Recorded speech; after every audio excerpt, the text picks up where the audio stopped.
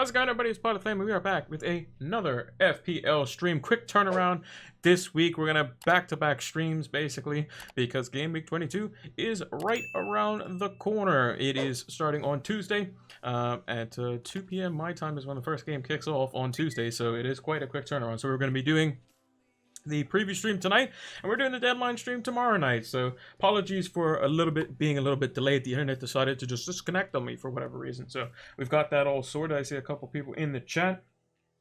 How's it going, everybody? Hey, Nuka. Hey, Harry. How's it going? Bamford on the bench. Yep, there's a lot of that this week. There's a lot of people transferred out. Bamford as well. Was Mane out or was he rested? He had a little bit of a tweak in one of his muscles or something like that. He was out. So he could be out for their game versus Brighton too. But Liverpool seemed to do quite okay, which was good for them and good for Salah owners. And that was my antivirus, but we'll ignore that. I keep forgetting that goes on Sundays. I gotta change that. But yeah, we are doing okay. I got a green arrow as well. Just like Nuka. I think Harry didn't do too well. He only got 30 points. I'm not sure how much Nuka got, but I ended up with, we can see it on the screen. Let's move over to the big one so you can see how much points we had. So I ended up with 71 points with the -4 hit.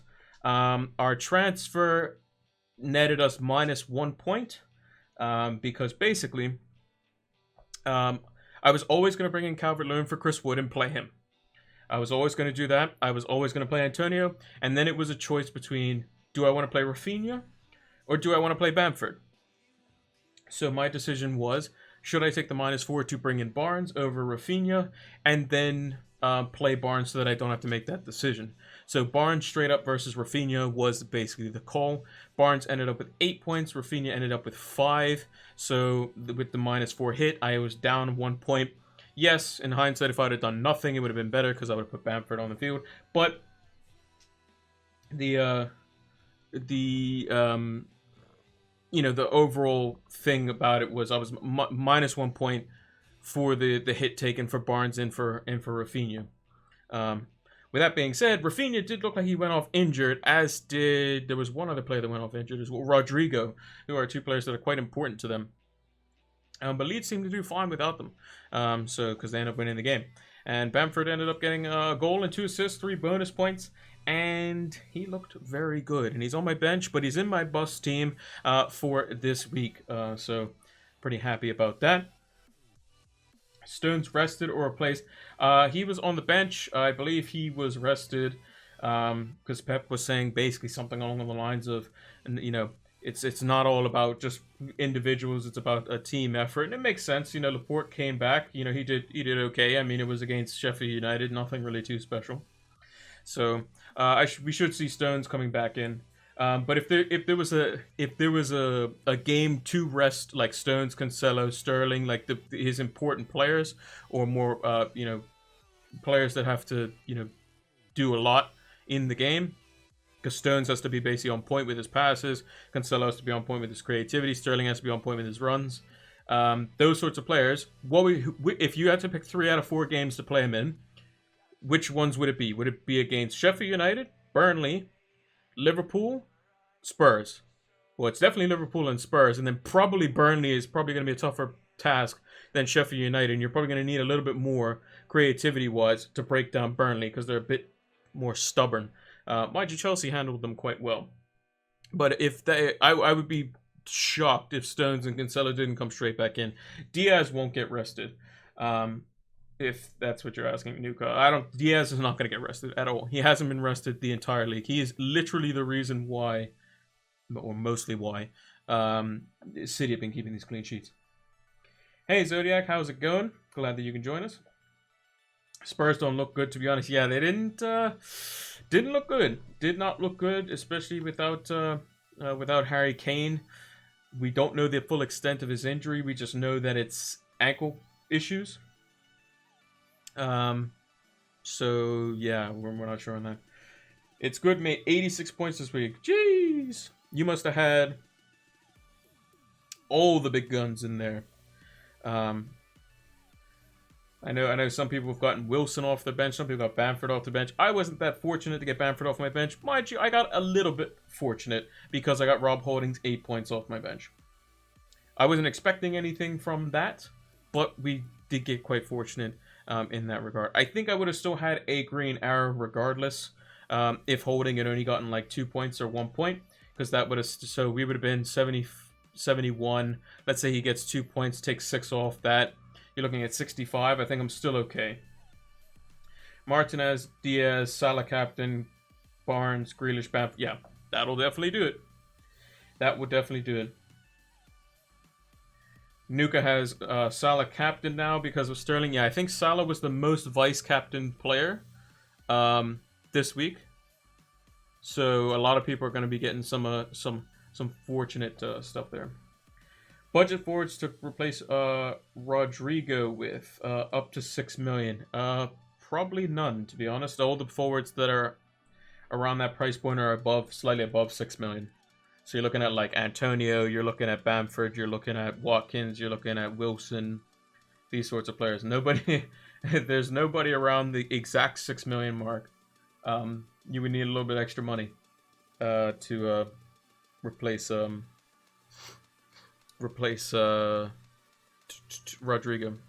Because if I look at forwards and then I look at 6'1" or less, I mean Adams is 5'9" now, so there's him. Even Mope is 6'1". You don't really want to go McGoldrick. Maybe Bobby Decordova-Reid, but that's not great either. You know, Fabio Silva, if he was playing in a team that actually scored, he'd be okay. Maybe Jay Rodriguez now, because it looked like Chris Wood went off injured. Even Vidra's 4'8", and he's going to be playing now because it looks like Barnes is still out injured for how long we don't know. But they're always risk being substituted. So about him and Batshuayi, I wouldn't go anywhere near Crystal Palace's attack, to be honest. If it's not Zaha, it's nobody, to be honest. They do have a good run of fixtures, but I mean, they only scored 1 versus Wolves, who defensively this season still haven't been good. So yeah, it is a bit weird. You will notice that over on the side it says my game week rank is 2.96 million. That's because I took my game week. It hasn't refreshed as of yet, and hasn't updated the teams yet. So you see, I still only have 66 points. I've just gone ahead and calculated it, but it still says my game week rank is 2.96 million or thereabouts. Even though it's going to be a lot lower than that. Salah Fernandez captain for this weekend. Yeah, pretty much. It's going to be between those two. Last time, Bruno did quite well versus Southampton. However, United is at home, which makes it probably worse. And then Salah's versus a Brighton team that probably think they're hot stuff because they beat a Jose Mourinho team that was pretty terrible. But if you want to send that many men up the field against Liverpool, they'll show exactly what they're good at, which is basically if you give them space in behind, they'll burn you, which is exactly what they did versus West Ham. Sterling's also a fine option. He should play versus Burnley. He's going to be a differential captain, I would say. But I would say make sure you have it on Salah or Fernandez as your vice captain. Never captain and vice captain, especially in these times. With so like if I have let's say Stones and Diaz, I was thinking, oh, I want to captain one of those two players. If I captain one of them, don't vice captain the other one in the same game. So if Salah and Fernandez were playing against each other and I wanted to captain Salah, don't vice captain Fernandez. Captain somebody in a vice captain somebody in a completely different game. Because if that game gets called off or something like that, then you don't want to have to deal with that. So like this week, I saw a lot of people captain Sterling, vice captain Cancelo. Got burnt because both of them got rotated. So a bit unfortunate there. But yeah, I know some people. I saw a wild card on Twitter. It had 12 points. 12 points total. It had Lacazette, who got 1 point and is now potentially injured because he looked like he was concussed walking off the field. It had a back line of Chilwell, Stones, and Cancelo with Mitchell on the bench who got 0, and then somebody else who also got 0. It had Mane captained with Sterling vice captained. It had Keenan Davis, I think, who ended up getting 0 as well. It had Fernandez, who only got 3. It had Son, who ended up only getting 2. It had Martinez and Areola, but he played Areola, not Martinez. So the team got very little points.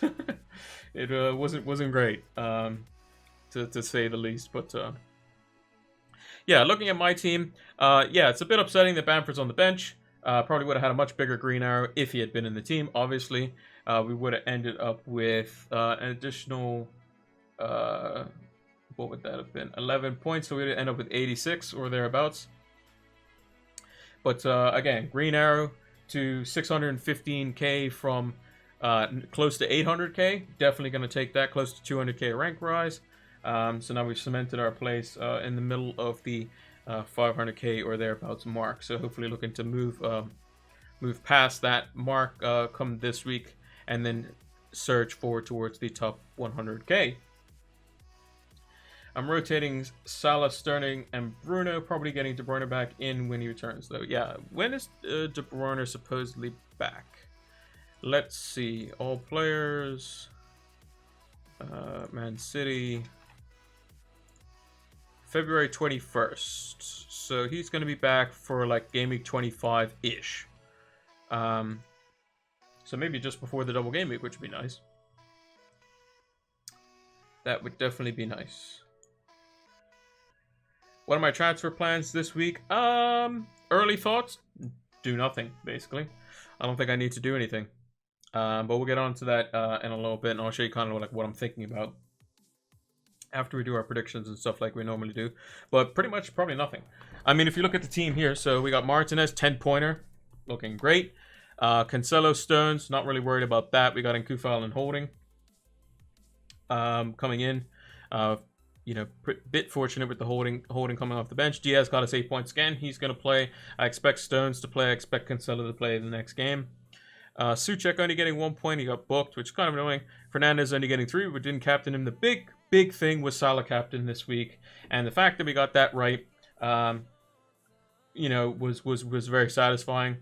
You know, obviously as a United fan, I don't want Liverpool to win, but West Ham decided to go for it a little bit, and they got burnt. So I got rewarded. Harvey Barnes paid off in terms of what he did in the game, but still down 1 point because Rafinha ended up with 5 points, and with the hit, that means it would have been 9 points overall, so not too great there. Son, Calvert-Lewin, Antonio, all quite mediocre. Antonio was probably the closest out of all of them to potentially get something, but overall not too great on that part. It was basically Salah, Barnes, Diaz, Martinez being a hero. But yeah, 26 is the double Nuka. There could be a double in 24 and 27 maybe, and that's probably going to be City playing somebody.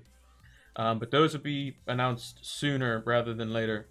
But we'll know more about the official double stuff in between 23 and 24, because then we'll know who's won and lost in the FA Cup. But I do have a pinned tweet. If you go on my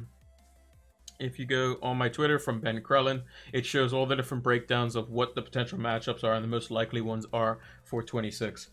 He has a spreadsheet which shows you basically, and it's pretty good spreadsheet. And he's kind of the guy that does all of that stuff. And in Game Week 29, it's going to be blanks. So those are going to be fixtures moved from Game Week 29 to 26. Digne captain. Yeah, that's probably not too good. Should I get rid of Kyle Walker-Peters and get a United defender? United have Southampton. Who do United have? United have Southampton, Everton, West Brom, and Newcastle. I would say, yeah, United defender's probably not bad. I would say out of the most likely player to get bonus points, I would say is probably Wan-Bissaka. Probably the most goal threat is probably Harry Maguire.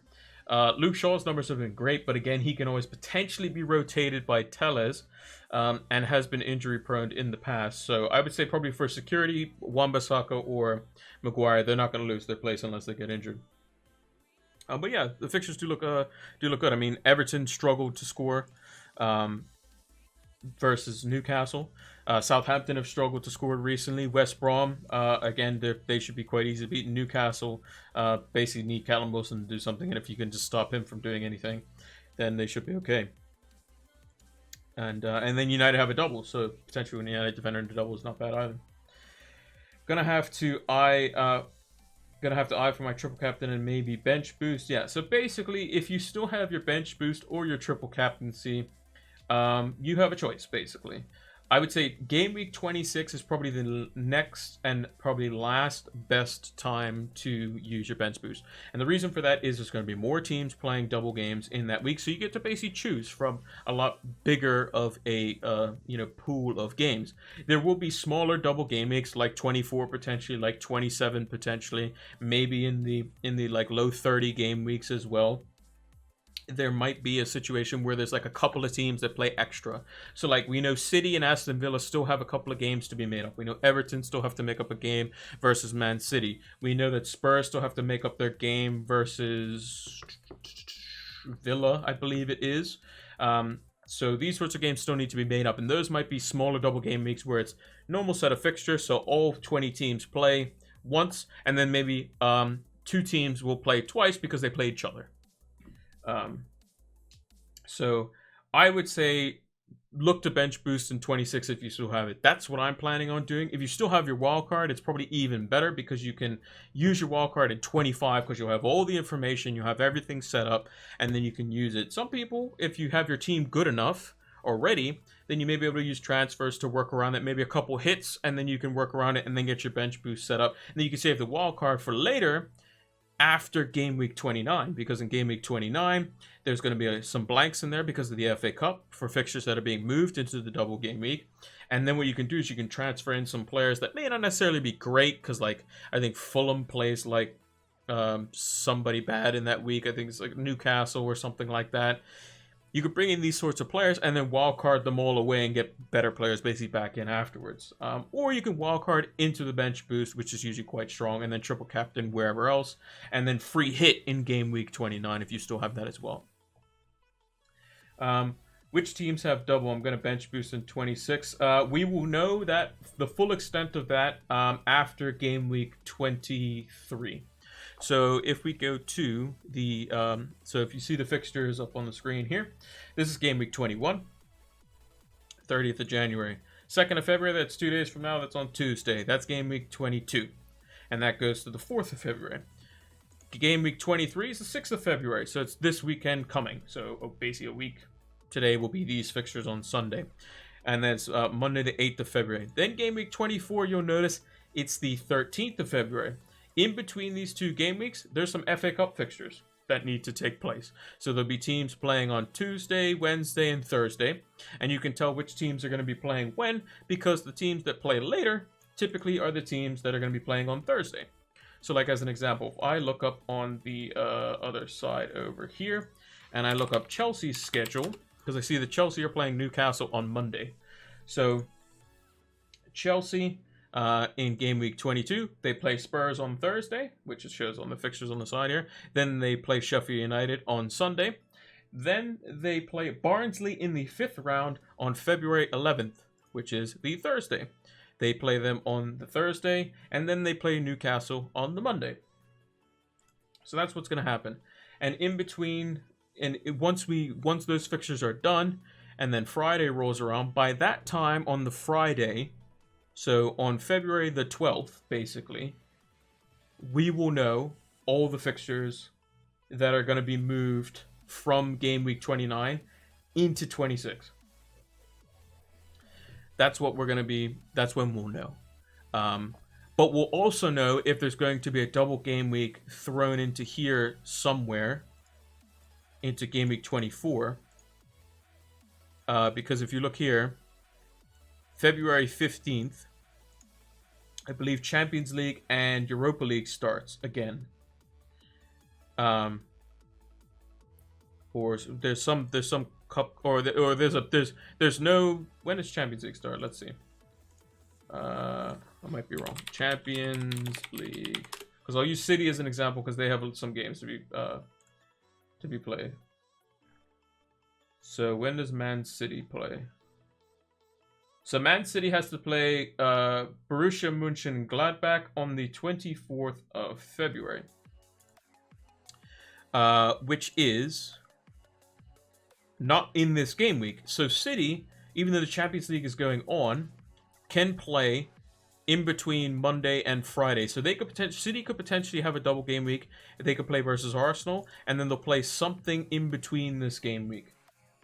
In between these two, 24 and 25, but it'll be included in 24 on like the Thursday or something. That's what'll probably happen.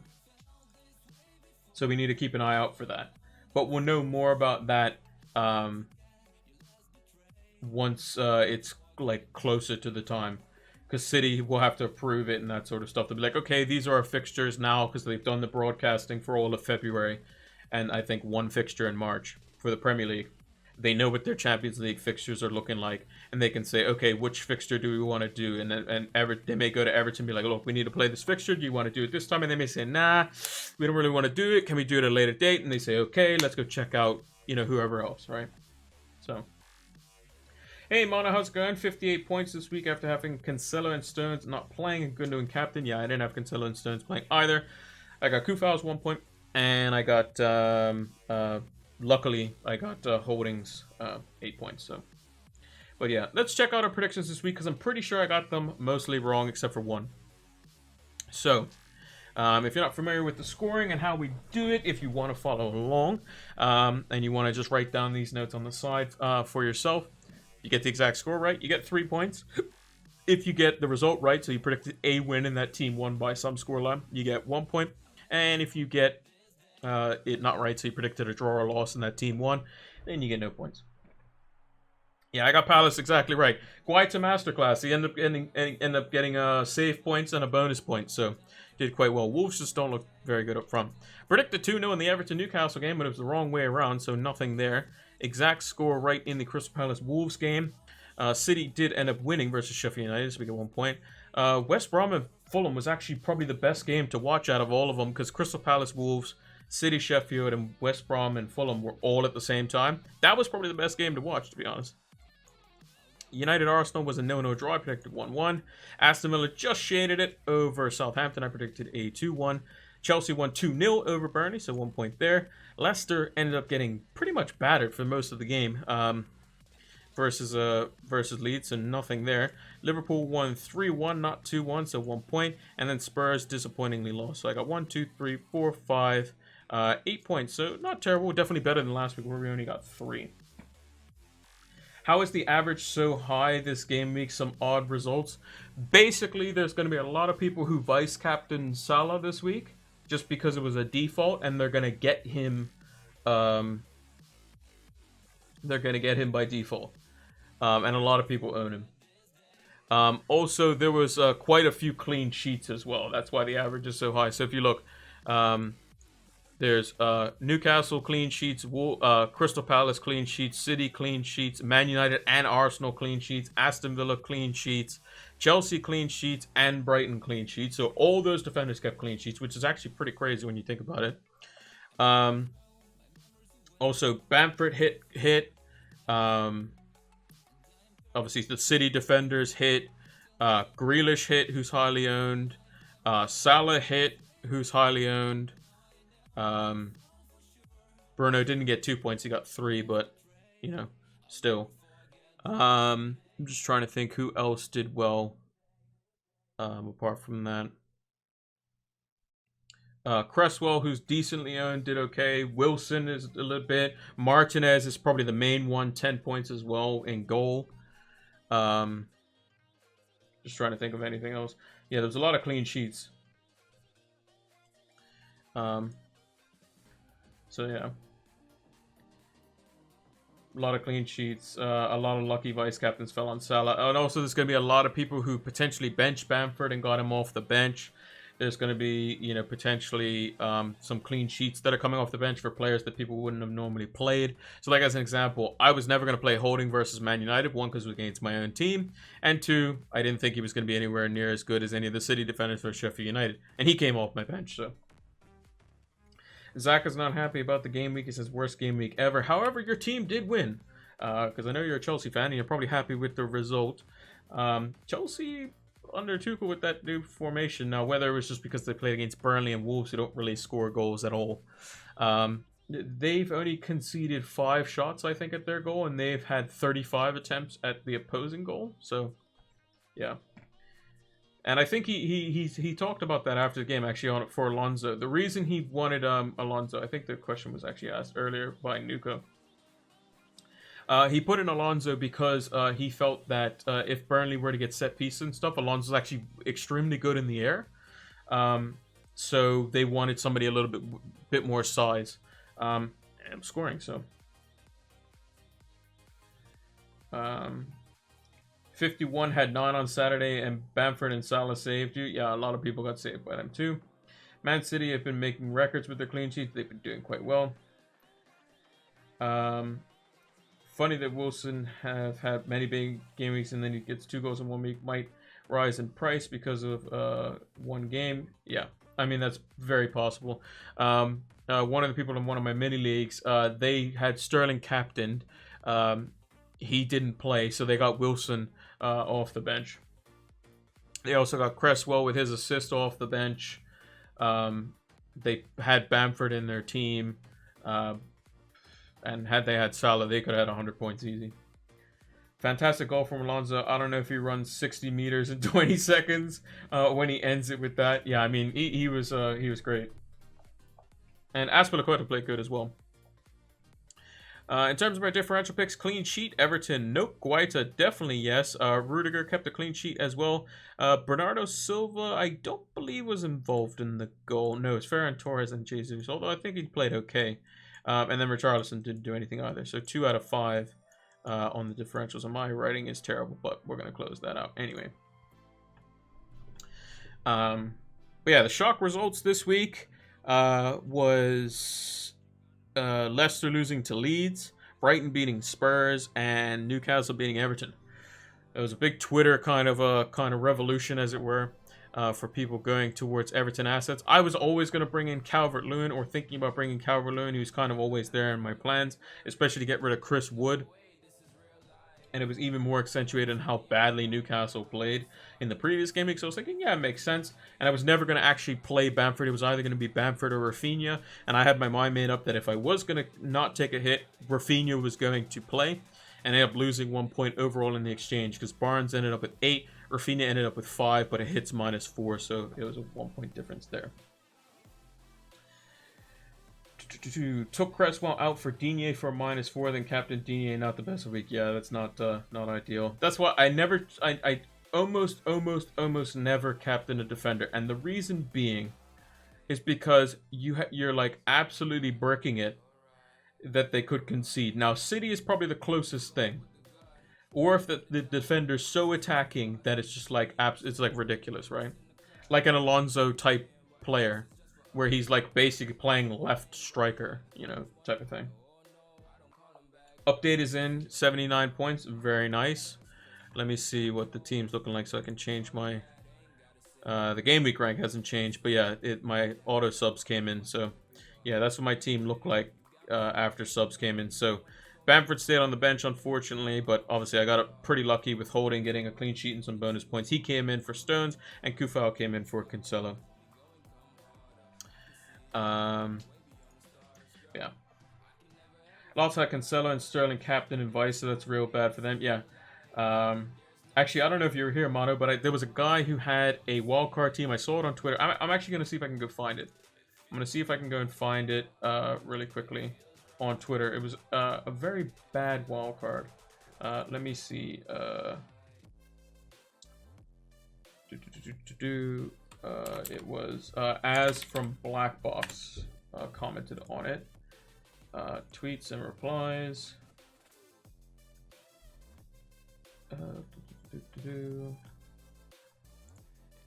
Yes. Yes. That's what I'm looking for.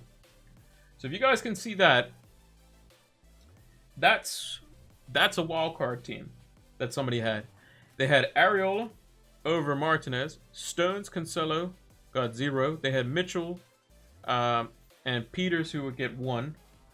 Justin got 1. Mane and Sterling, captain and vice captain, getting 0 each.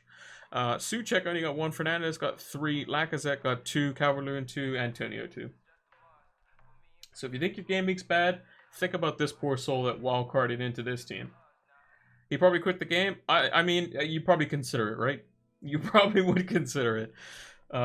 So yeah, that's talk about bad luck. I'll post the link of it in the chat if you guys want to look at it. Yeah, it wasn't great.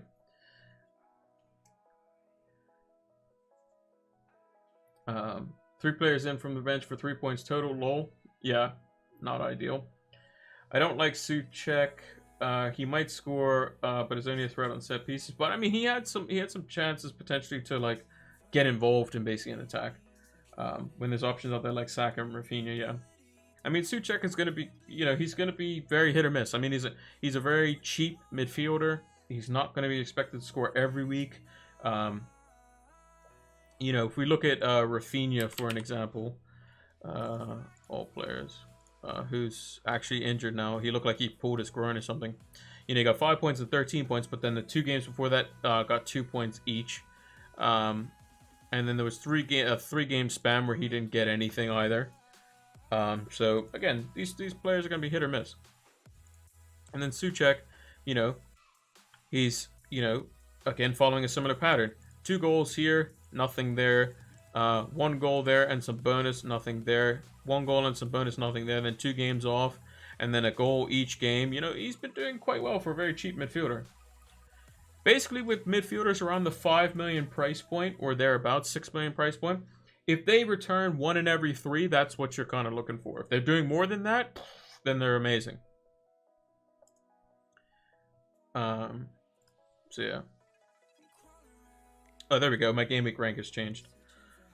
So let me change that. Game week rank. My overall points and overall rank have not changed though, but that's okay. So 494K. There we go. I guess I can remove the asterisk because that's fine. The overall rank I know is going to be around 615K because I checked on live FPL for that. So let's take a look at the fixtures this week and do some predictions. Let's see, what are we thinking? I got this game the wrong way around. I'm at 90K. That's good. Being in top 100K over the halfway mark is definitely good.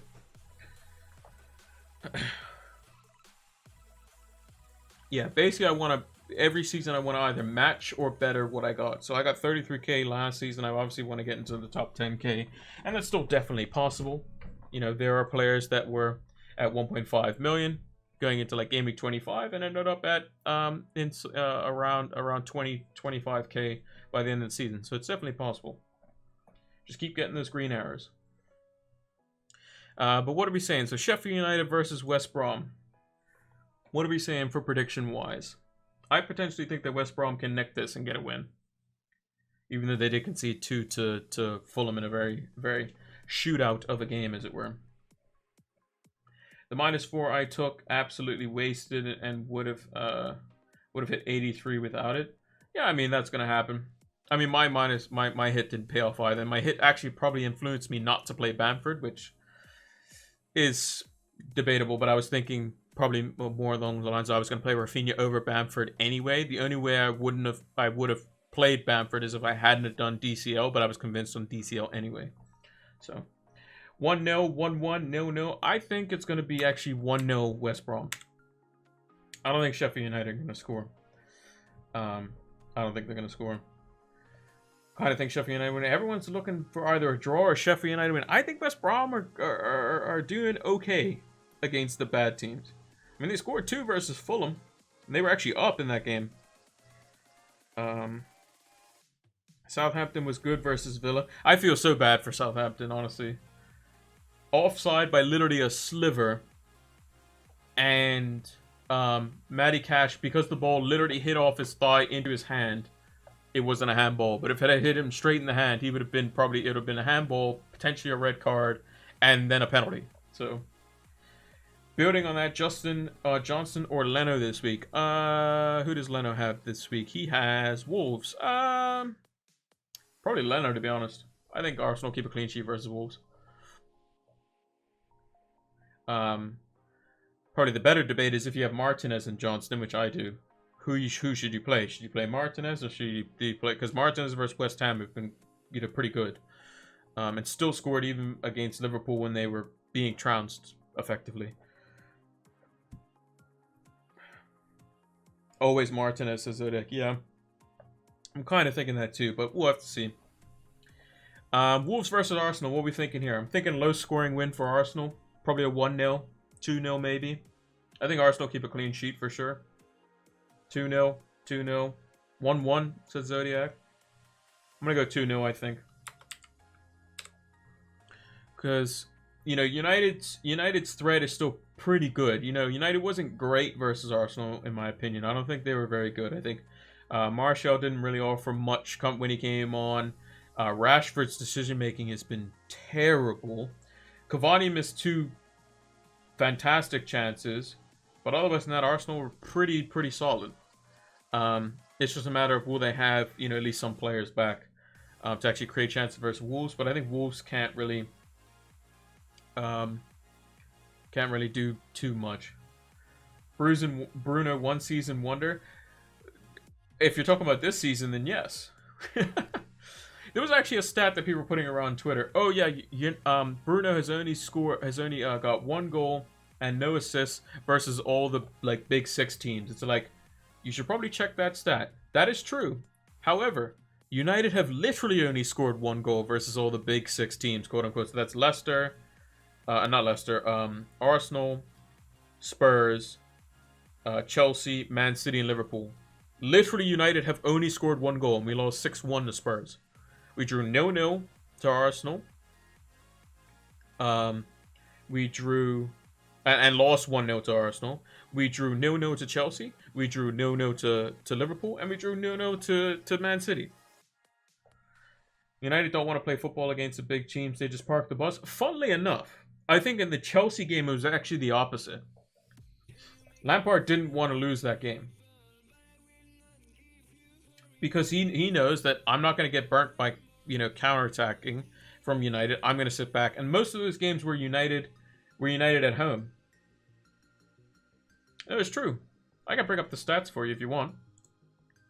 For the Chelsea versus United game, Chelsea were quite defensive in that game. Man United, no. Chelsea.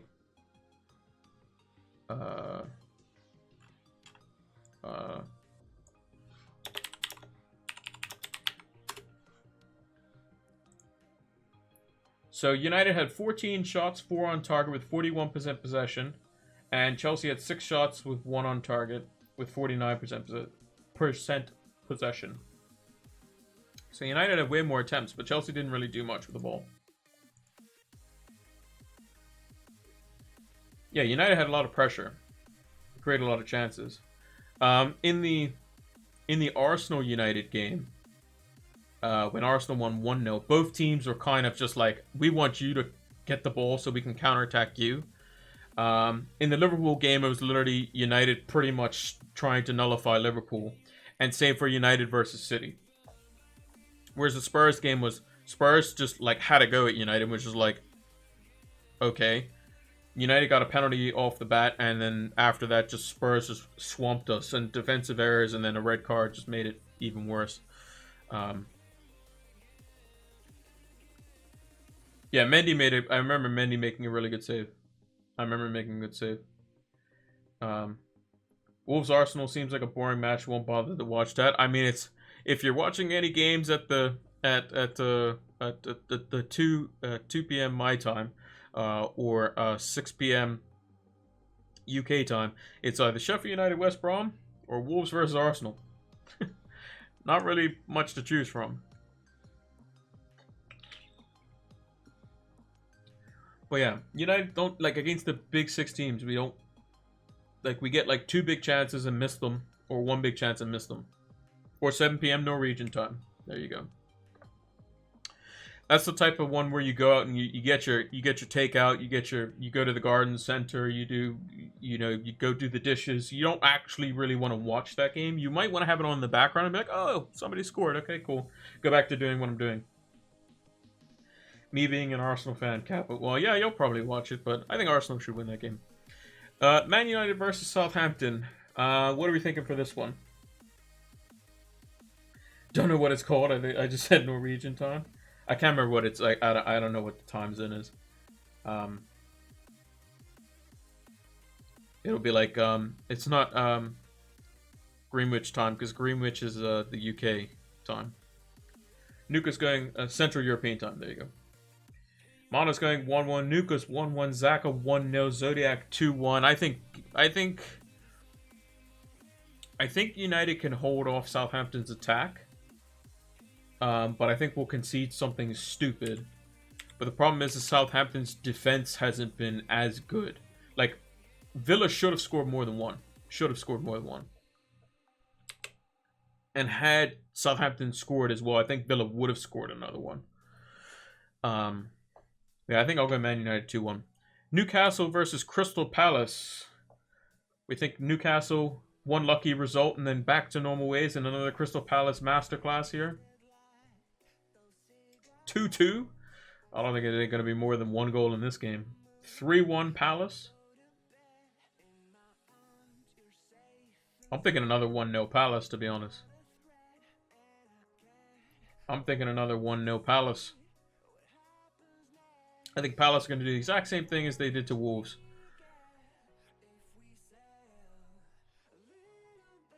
Zaha and Wilson score. Yeah, it's definitely possible. I'm going to go 1-0 again. I think Palace is just going to start grinding out some results. And getting what they need, points-wise. 2-1 Palace, says Nuka. I think Palace will definitely win. I think Newcastle are like a super streaky, like a super like weird team. They'll play somebody that they should probably do well against, or it's like a not as good of a matchup for them on paper. They'll beat them because Wilson scores 2, but then Wilson doesn't score for another 2 games, so they'll lose those and get battered or whoever. And then they'll play against somebody again, and then Wilson will score 2, and then they'll either get a draw or they'll win. So Liverpool just signed a €4 million center back from Preston, Ben Davies. Or Davies. So kind of similar. It's the exact same name as the guy that plays for Spurs, who plays left back.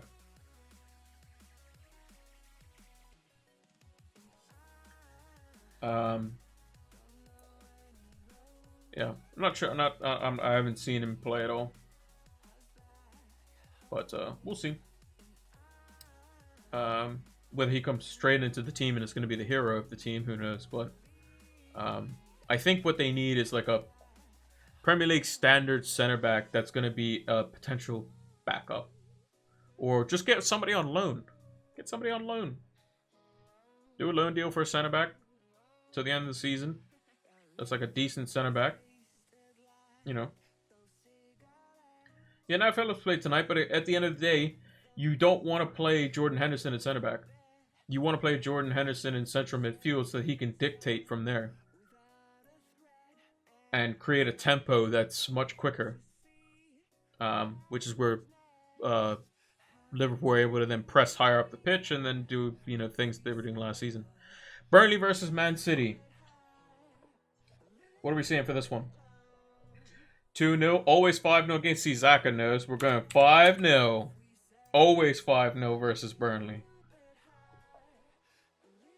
It's always 5-0 versus Burnley.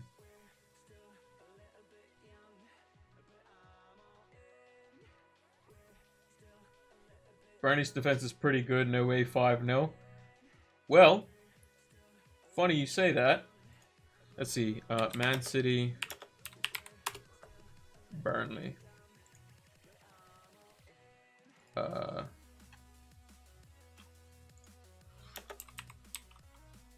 Man City versus Burnley historical data. So Man City versus Burnley.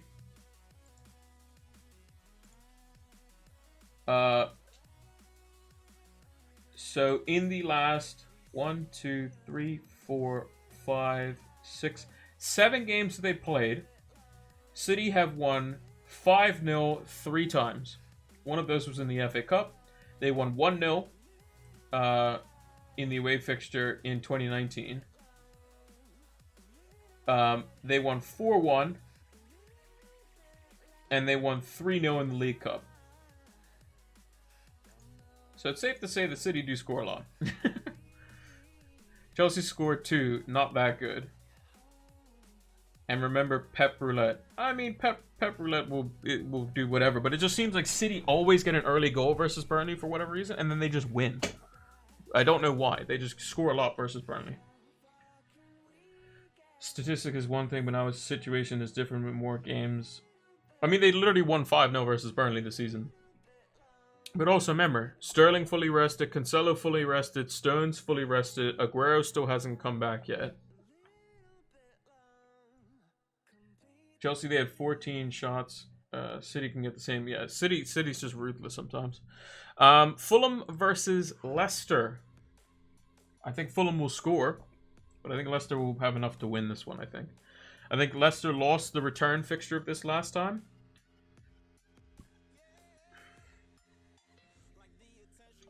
I don't think Jamie Vardy will be back, but I think Leicester want to win this one. I think it'll be close. I think it'll be a 2-1. I think Fulham will look good. I wouldn't be surprised if it was a 2-2, though. A draw. I wouldn't be surprised about that. Like a score draw.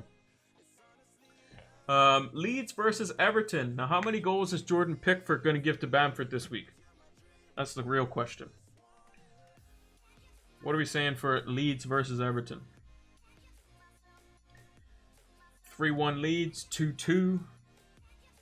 I think both teams are definitely scoring, probably. Because Leeds never keep a clean sheet, ever. 2-2 as well.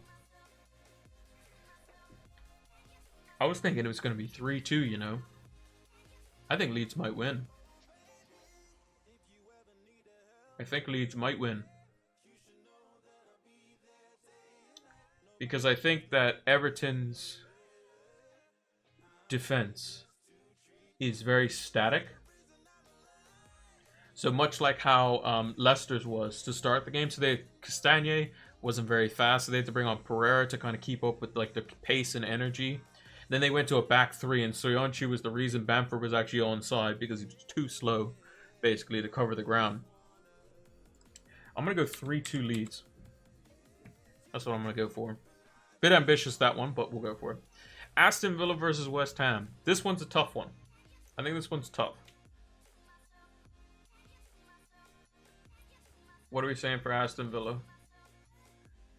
Leeds defenders are crazy. They score a lot. Well, Dallas wasn't actually playing defense that game. But Alioski scores a lot. Dallas was playing in center midfield. 2-2, 2-1. I want to say 2-1 as well, I think. 2-1 Villa. I think 2-1 Villa is about right.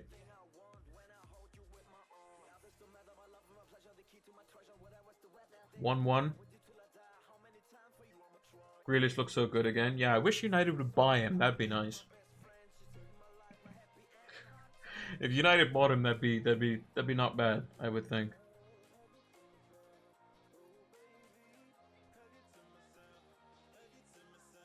Because he's just such a good player.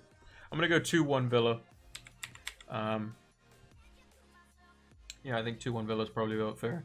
Liverpool versus Brighton. Do we think that Brighton played really good versus Spurs, who are supposedly a good team, or do we think that Brighton kind of overachieved a little bit? Remember, Liverpool also scored 3 versus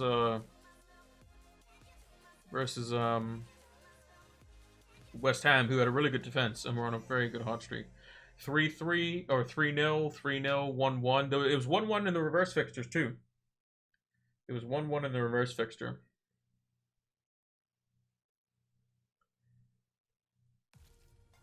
But also, Brighton like to give space in behind. I mean, that it showed because when they got up the pitch, they just basically needed some players to actually be able to play the ball out. I think Liverpool win this one. I'm gonna go probably 3-1. I think Liverpool probably could concede a goal like they did versus West Ham. Something stupid, maybe a set piece or something. Now, Spurs versus Chelsea. This is the interesting one because I think Chelsea could embarrass Spurs in this game. They played pretty good. 10-0. Okay. Well, we know Zach is a Chelsea fan. 2-0. 3-1, 3-0.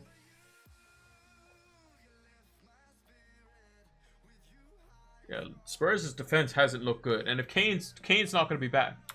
So, I think Chelsea just win 2-0. I think they're just comfortable. 2-0. Easy does it. No problem. They get back on track. No clean sheets for home teams. Yeah, looks like it. No way Spurs will win without Kane. Yeah, they're going to struggle, I think. Clean sheet. Nuka's going 1-0 Spurs win. Maybe Mourinho wants to win against his old team and he brings it back. Well, Kane and Son is kind of a one duo team. But without Kane, there's no Son. Without Son, there's no Kane kind of thing. Clean sheet this week. I'm pretty sure we could safely say it's Man City. But we'll go with Arsenal because that's more of a differential, as it were. Pretty sure Man City's going to keep a clean sheet, but I'll go with Arsenal as my clean sheet for this week. Goalkeeper this week. Trying to think of a differential. I think Vinicius will play. I think he's good. Yeah, he was quite good. Johnston this week. It depends on how much he is owned. How owned is Johnston? 2.8%. We could pick him. Mendy for Chelsea. Yeah, I think he's under the differential category as well.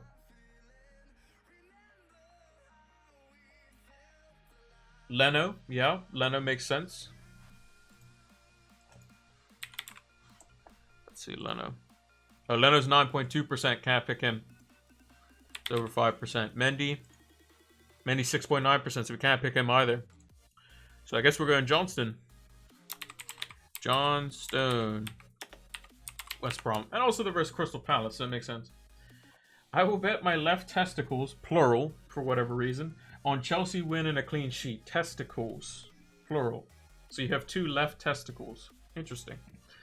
Let's get back on track. But yeah. Well, technically, if you move them over to one side, technically they're on the left. But yeah. Let's just hope that Chelsea don't. Let's just hope that Chelsea do keep a clean sheet and they win for that sake. Okay, English is my language, not even my second language. It's true. We'll give you a pass on that. We'll give you a pass on that. That's fine. We'll give you a pass on that. Defender. Who are we looking at a potential differential defender for this week? I'm thinking as a differential defender for this week. Alonso is one, yeah, potentially. Rudiger is another one. But I think Chilwell will come back in. I think against Spurs, they need someone with pace. Azpilicueta, maybe. Fofana, maybe. Not bad shouts. Bernardo, maybe. Especially versus Newcastle. That could be a good shout. Nate Phillips, yeah, potentially. Is versus Liverpool, is at home. Is playing quite well.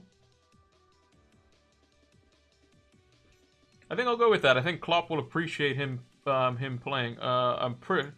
There's no way he's not. He's 0.6%. Yeah, he's not owned at all. So we'll go with Phillips for Liverpool.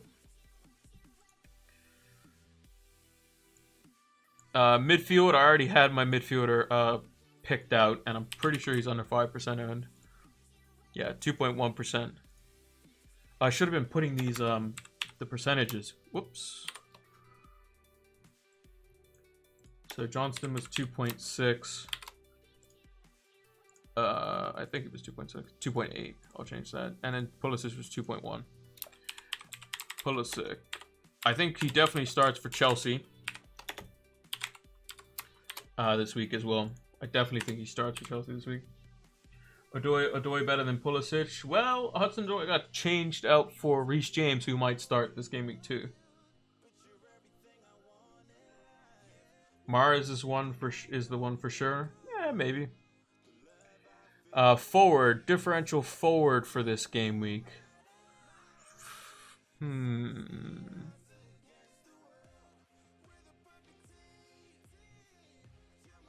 Firmino, Callum Robinson,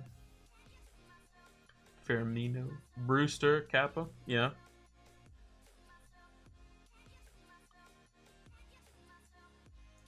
How did Firmino do last time? Firmino, he's 7.4%. Can't pick him. That's a shame. Firmino 7.4%. We can't pick him.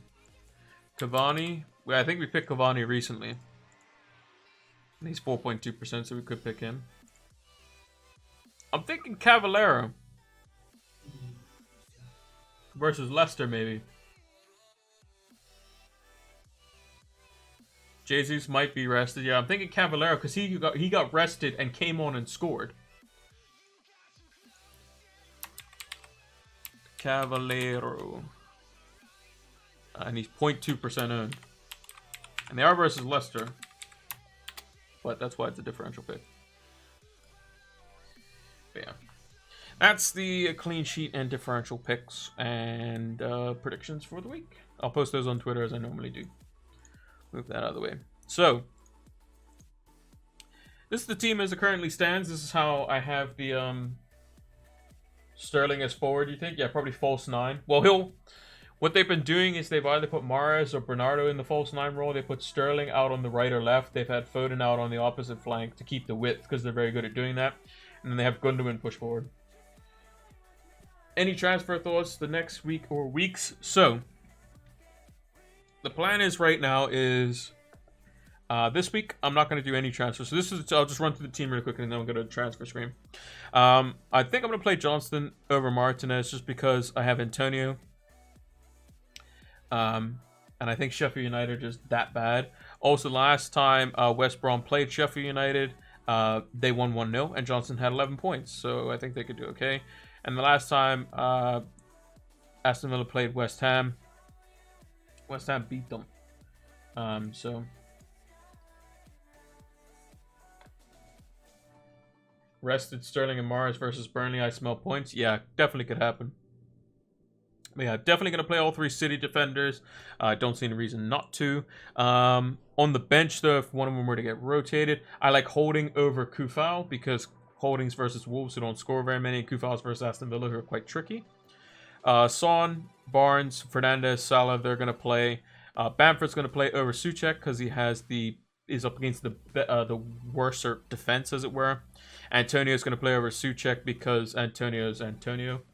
And Calvert-Lewin's going to play, obviously. Salah captain for me. Did well this week. Gone versus Brighton again.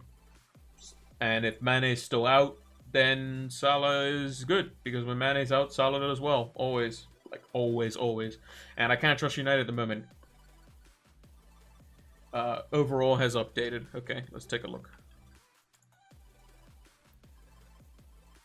Let's see. Refresh. No, it hasn't updated for me yet. Has not updated for me yet. Maybe it updates for some people. Who knows? But yeah, that's going to be the team. But for this week, transfer-wise, so this is how much I have. 1.6 million in the bank, as you can see on screen. I don't plan on making any transfers this week. But my original plan for Game Week 23 was to take out a forward, take out Salah, and bring in Kane. So I was basically going to go Kane in for, Antonio plays Fulham and Sheffield United, so I'd want to keep him for that. Bamford was playing bad. And has Crystal Palace and Arsenal and Wolves and, could do well there. But I was going to bring in, I could even, Calvert-Lewin has Fulham after that. But if Calvert-Lewin doesn't score in these two, then I don't think he's scoring versus United or Fulham either. So I could easily just do Calvert-Lewin back out again. Bring in Kane if he was there and then have 10.4 million on a midfielder. Obviously, Kane's not fit. So we don't know the situation there.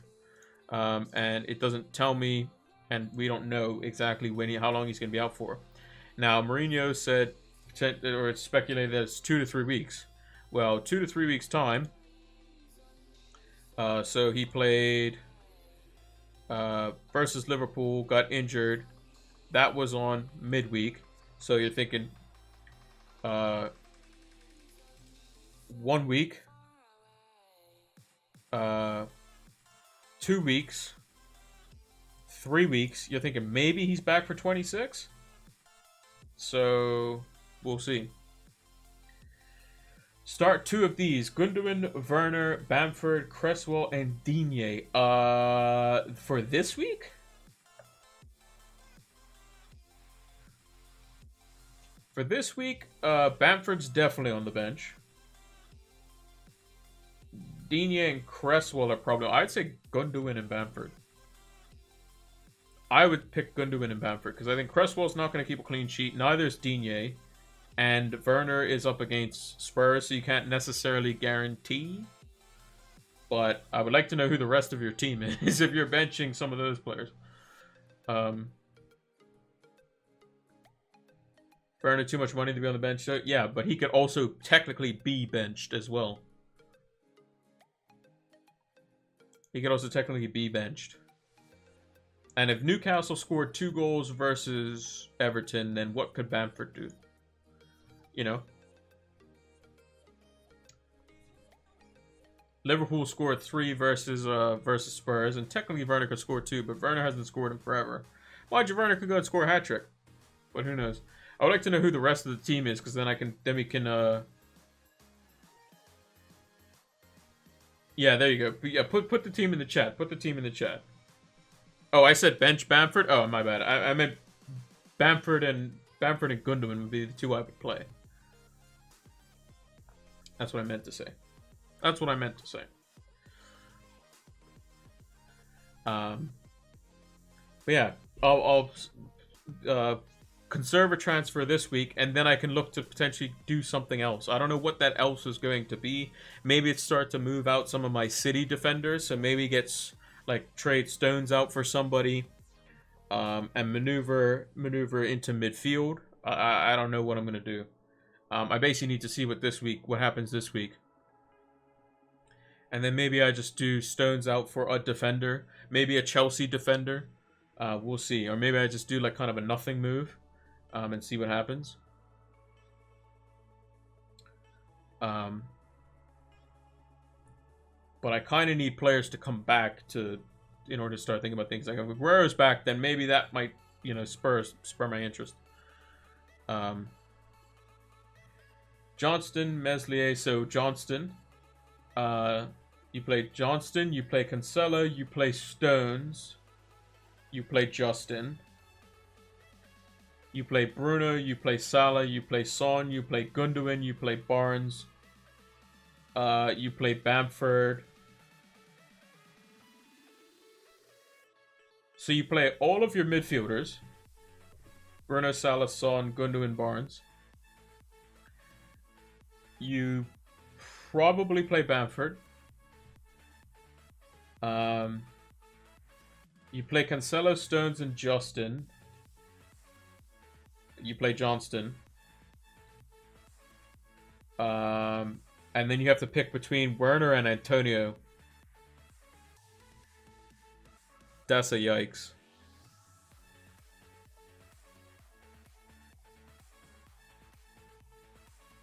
Thing is, Spurs sit so deep that I don't think Werner's going to get any luck in that. Whereas Antonio's playing against Villa, who will leave space in behind. And then Cresswell and Digne, I just don't think are as much clean sheet potential as Cancelo, Stones, and Justin do. So, the way I would order your bench is I would put, obviously, Werner, whoever, first. And then, Digne second? Cresswell second? I don't know. Those 2 are second and third. Leno, Johnston, so I would play Leno. Digne, Stones, Cancelo, Kufal, Mitchell. Well, you're playing Digne, Stones, and Cancelo probably. Mane, Barnes, Madison, Fernandez, Son. You're playing all of those. Watkins, DCL, Rodrigo. Watkins and DCL you're playing. So you bench Rodrigo, you bench Mitchell, and you bench Kufal, and you bench Johnston. That's pretty straightforward. That one's a little bit easier because you have the likes of Mitchell and Rodrigo, who's potentially injured, and Kufal is not as good of an attacking defender as Digne, but Digne is more likely to potentially get an attacking return than Kufal is. Plus, Digne is also against a team that is not as good defensively, and Kufal is playing against a team that is pretty good defensively. And then the goalkeepers, they're both against teams that don't really score too much. But I would just play Leno just because Wolves don't score as much, where Sheffield United might just randomly nick one. That's how I would go with it. But Salah captain, Barnes vice captain. I would say Salah captain, Fernandez vice captain. I think those two are the best captaincy shouts this week. For City, I would say if you have Sterling, I think he's probably very good as well. He's up there. If I was doing a captaincy video this week, I would say probably captain a Liverpool asset. So either Salah or Mane and Bruno are probably going to be the top ones. Then probably the likes of Sterling is probably going to be just underneath that. Then some outside shouts. Barnes versus Fulham is probably an outside shout. Callum Wilson versus Crystal Palace is an outside shout.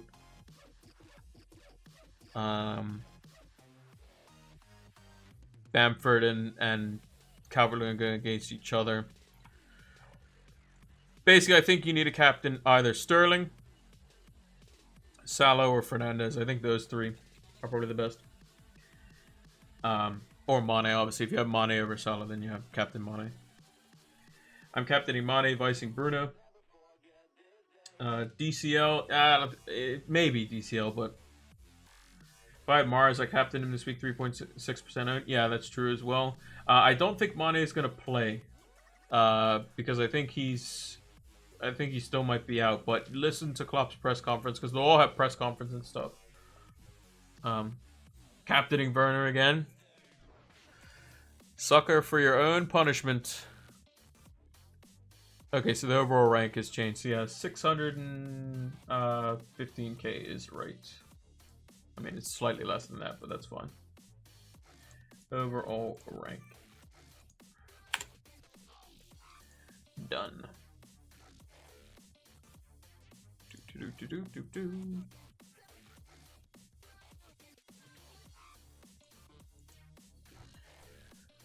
But yeah, I think it's a wait and see on Chelsea for sure.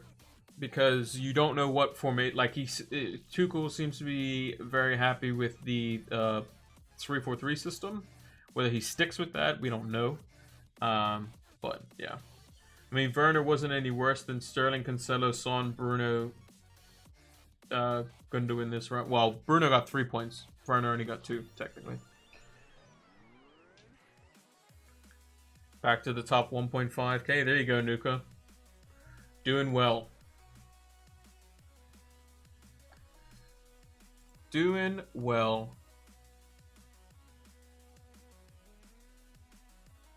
Yeah, basically the player effectively blanked. They didn't get a goal, assist, clean sheet, etc. Bonus points. But yeah, I think my toughest decision this week is going to be whether to play Johnston or Martinez. Because I think Antonio, for me, definitely plays over Souček. Holding definitely ahead of Kufal on the bench. City defenders all play. Son, Salah, Fernandez, Barnes all play. Calvert-Lewin, Antonio, Bamford all play. 750 before last week. Yeah, top 1k. At least you can say you've seen it. I've never been in that realm.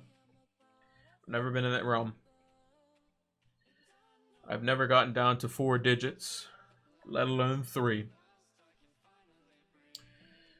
But yeah, it's a long season. Again, you can slowly chip back away at that. Obviously, getting the captaincy. I think this is where So this week the captaincy was very kind of wide open, and not many did good. Like Barnes got a goal and a bonus point. Okay, that's okay. You know, it's good. It's a return. Gundogan only got 3. Fernandez only got 3.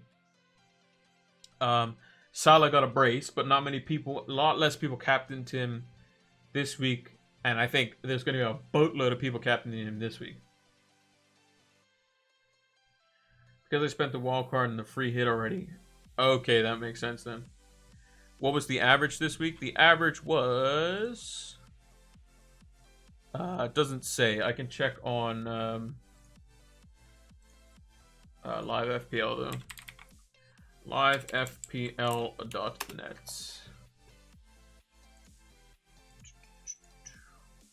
It was... Overall average was 47.77 and the top 10k average was 58.89. That was the averages.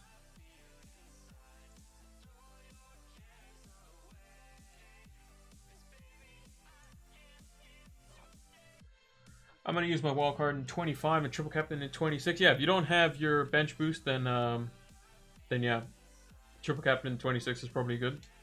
I mean, triple captain, you just basically need to know that there's a double game week and use it on a player that you think is good.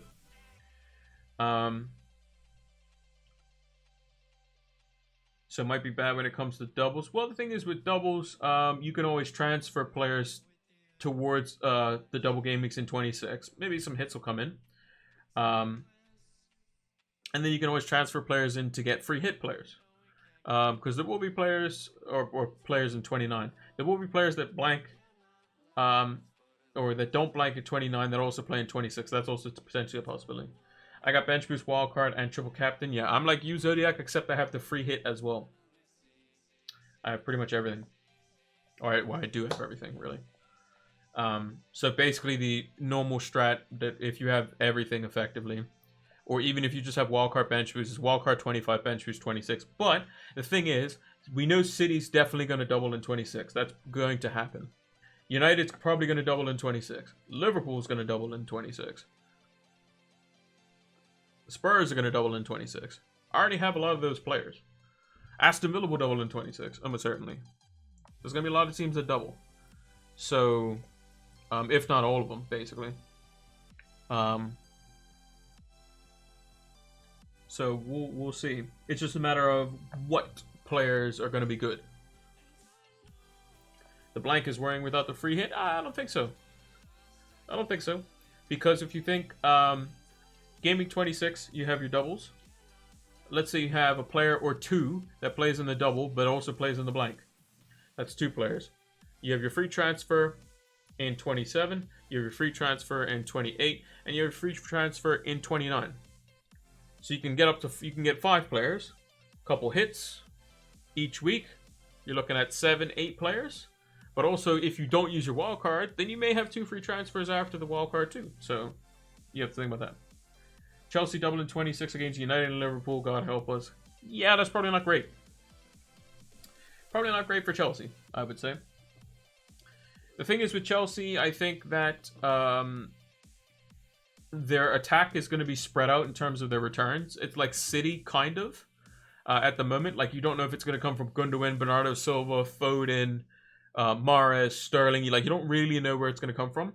Whereas you know their defense is like Diaz, Stones, Cancelo. Like, pretty much is going to be pretty much nailed. So, and Chelsea defense, you probably don't want to go in on. Whereas Liverpool, I think Liverpool plays Chelsea and Sheffield United. So it's like, okay, Mane, Salah, go. You know, maybe a Liverpool defender. And you're probably thinking you're okay. Because what did Liverpool do versus Sheffield United? They won 2-1. They didn't keep a clean sheet, but... So just go with a pen taker? Yeah, I mean, you could do that too. But again, the pen taker is Jorginho. And he's rubbish. Personally. I don't think Jorginho is that good of a player. I think he's done good in the last couple of games because it's against Wolves and Burnley, who don't know how to press well. And they don't know how to attack. So Not Jorginho if he plays. Well, I mean, Werner had a terrible penalty last time he played, but yeah. Not touching any of the Chelsea players. Yeah, let's actually, I'm gonna check. I'm gonna bring that up on the on my other tab here. I'll bring up the table so we can kind of take a guess of what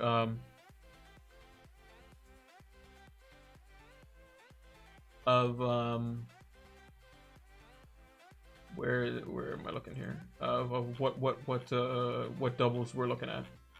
So if I go to here, open a new tab, bring that across, move that down. So this is kind of what we're looking at. So basically, if it's in yellow, then it's pretty likely it's going to be a double in that game week. If it's orange, then it's like kind of 50-50. So basically, City. So these ones here on this column are guarantees in this week. This is guaranteed the team that they're playing. Can I link that? I certainly can. So if you want to zoom in and zoom out, it shows all the way up to 29 where the blanks are too. So on the right where you can't see it, if you actually click on the link, it says on the right, it says West Ham. It says the Tottenham versus West Ham fixture will be a blank in game week 29 if West Ham beat Man United. So yeah.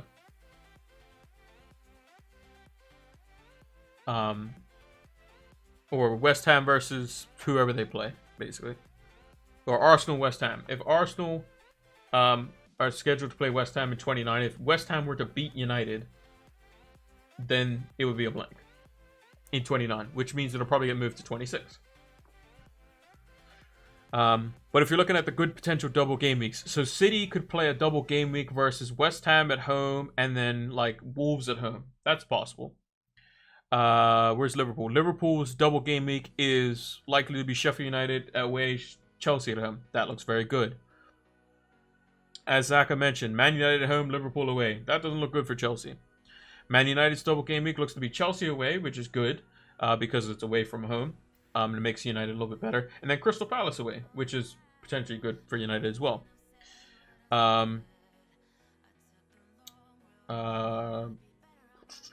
Who else potentially has good ones? I think Spurs had decent fixtures too. But again, this is if Harry Kane's fit. Spurs, Burnley at home, and then either Aston Villa away, Fulham away, or Southampton home. Could be good. Aston Villa has a decent double, I think, as well. Where is Aston Villa? Aston Villa. Am I blind? Might be. That's why I wear glasses. Aston Villa, there we are. Leeds away, which is good. And then either Spurs, Everton at home, or Sheffield United away. If it's Leeds away, Sheffield United away, Villa's going to be mad.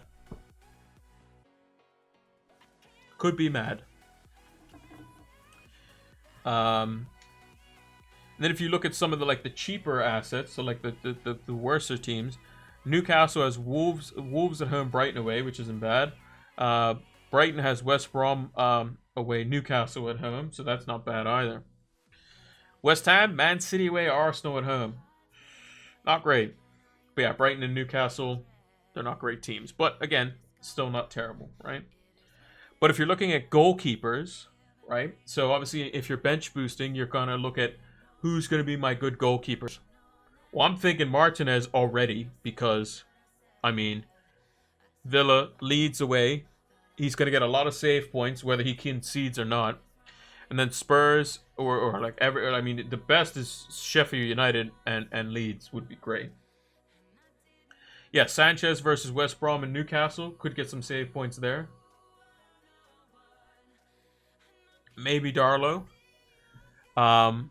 Crystal Palace and Spurs, even Areola's probably not bad either. You know, that's looking pretty good. Some teams to probably steer away from is West Ham for sure. Chelsea for sure. Assuming it's the double game weeks. Southampton's probably not great either. Everton away. And then they could potentially get Man City. Or Spurs or Leeds, which probably all aren't great for them either. But the main ones to look at is probably City, Spurs, Villa on the doubles. Yeah, Burnley, Spurs away, Leicester at home. That's not great either. That's not great either. But we'll also know, the thing is, we'll know what the games are going to be, the doubles are probably going to be, because we'll know what the blanks are going to be in 29. So we still have a little ways to go before we know that. Yeah, Arsenal's also is a bit tough as well. Leicester and West Ham away from home. And Arsenal historically haven't been great away from home. But yeah, we've actually gone a lot longer than I thought we would. So let's go over to the big camera here. Over to the big screen. Yeah, I thought we actually went over a lot longer, and we made up for it because we were a little bit on the late side. But we will be back tomorrow. So if you have, I couldn't get my words out there. We will be back tomorrow, 7 p.m. EST, for the deadline stream. Hopefully we have press conferences and all that sort of stuff that was, you know, that was kind of released, as it were. So yeah. Make sure to follow us, subscribe, all that good stuff on all the platforms. And also, if you want to support the channel, we do have, obviously, the emotes and that sort of stuff. You can choose to subscribe here on Twitch. It is not required. Your support in the chat is more than appreciated, as it is. So, tomorrow, same time, 7 p.m. EST. I know some of you, it's late o'clock, so I'm going to let you guys go. And just go, if you need to definitely check what time it is and refer it to your time, it's just going to be same time tomorrow, 7 p.m. EST, or you can go check the pinned comment that's going to be on the YouTube video for this stream VOD that I'm going to put over on YouTube in just a bit. So yeah, make sure to check that out. 7 p.m. EST, which is midnight UK time, or 1 p.m. Norwegian time, as Zaka put in the chat. Yeah. Thanks for watching, and until the next one, take care.